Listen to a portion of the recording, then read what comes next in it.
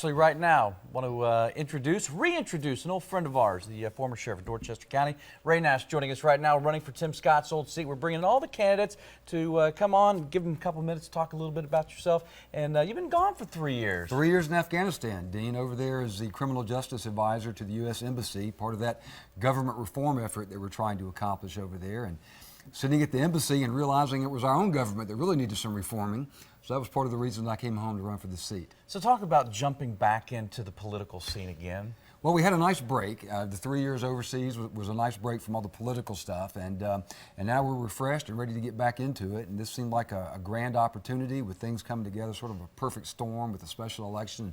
Tim Scott switching over to the Senate, so we're excited about it. I've been able to broaden my experiences in the area of foreign policy and international affairs, as well as our national security efforts. And so I'm ready to bring that, along with my law enforcement expertise, to Congress. And what else do you have to offer that may separate yourself from this huge field? Well, 30 plus years in law enforcement, most of that in executive leadership as a police chief or a sheriff. And as a sheriff, we were applying the Constitution every single day, sometimes on a moment-by-moment basis.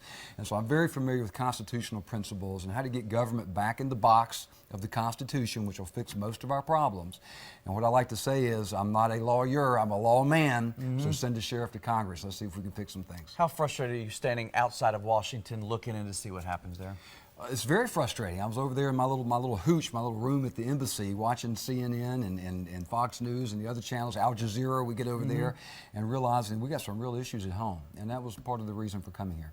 All right, great to see you again. Thank you so much for having me. Good luck to you, jumping back into the public spotlight. Exactly. Brave man. It'll be fun. Absolutely. All right, we'll be back in just a couple minutes.